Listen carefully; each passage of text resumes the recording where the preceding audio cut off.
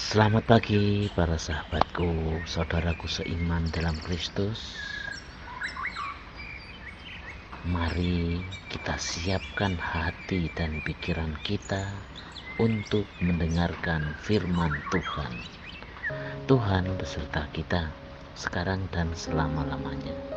Inilah Injil Yesus Kristus menurut Yohanes bab 1 ayat 35 sampai 42.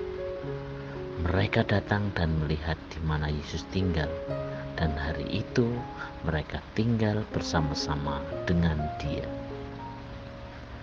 Sekali peristiwa, Yohanes berdiri di tempat ia membaptis orang di Sungai Yordan bersama dengan 2 orang muridnya. Ketika melihat Yesus lewat, Yohanes berkata, "Lihatlah anak domba Allah." Mendengar apa yang dikatakan Yohanes, kedua murid itu pergi mengikuti Yesus. Tetapi Yesus menoleh ke belakang, melihat bahwa mereka mengikuti Dia. Yesus lalu berkata kepada mereka, "Apakah yang kamu cari?" Kata mereka kepadanya, "Rabi," artinya guru, "di manakah engkau tinggal?" Yesus berkata kepada mereka, "Marilah dan kamu akan melihatnya." Mereka pun datang dan melihat di mana Yesus tinggal, dan hari itu mereka tinggal bersama-sama dengan Dia. Waktu itu kira-kira pukul 4. Salah seorang dari kedua murid yang mendengar perkataan Yohanes lalu mengikuti Yesus adalah Andreas, saudara Simon. Andreas mula-mula bertemu dengan Simon saudaranya, dan ia berkata kepadanya, "Kami telah menemukan Mesias," yang artinya Kristus. Lalu Andreas membawa Simon kepada Yesus. Yesus memandang dia dan berkata, "Engkau Simon, anak Yohanes, engkau akan dinamakan Kefas," yang artinya Petrus. Demikianlah Injil Tuhan. Terpujilah Kristus.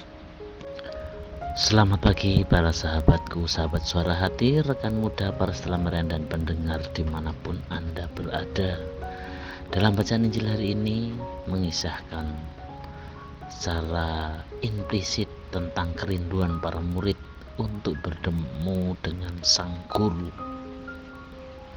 Panggilan Yesus atas murid-murid demi kepentingan kerajaan Allah. Mereka menemukannya dalam diri Yesus sebagai guru sejati. Mereka pun tinggal dan belajar bersamanya, mengikuti dan melakukan apa yang dikatakannya. Sebagai seorang Kristiani, Sang Guru kita adalah Yesus Kristus. Kristus memanggil kita untuk tinggal bersamanya, agar kita lebih mengenal Yesus dan semakin sadar untuk melakukan kehendak Tuhan. Pengenalan kita akan Yesus dan terlebih kesediaan kita untuk melakukan kehendak-Nya adalah hal yang sangat penting untuk mencapai aktualisasi diri, yakni menjadi manusia yang sejati. Di dalamnya kita bisa menemukan kisah indah bersama Yesus yang kita kisahkan dalam kebersamaan kita, yaitu dengan cara mencintai sesama. Para sahabatku, sahabat suara hati, rekan muda, dan para pendengar dimanapun Anda berada, di zaman sekarang ini keselamatan abadi sebagai contoh renungan harian Katolik menjadi dambaan banyak orang saleh, tetapi diabaikan oleh banyak orang yang lebih suka menikmati kesenangan duniawi. Sebenarnya kenikmatan hidup di dunia tidak harus menjadi saingan kebahagiaan hidup surgawi. Kenikmatan hidup di dunia adalah juga anugerah Tuhan. Dengan demikian menjadi tantangan bagi kita sekalian untuk menikmati kehidupan ini sebagai anugerah yang membuat kita semakin merindukan kebahagiaan kehidupan kekal.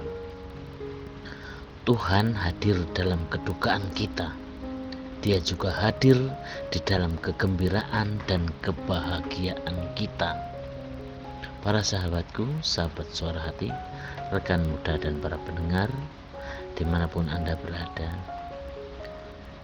kita sadar bahwa masing-masing dari antara kita ketika mencari dan bertemu dengan Tuhan tentu mempunyai kisahnya sendiri-sendiri.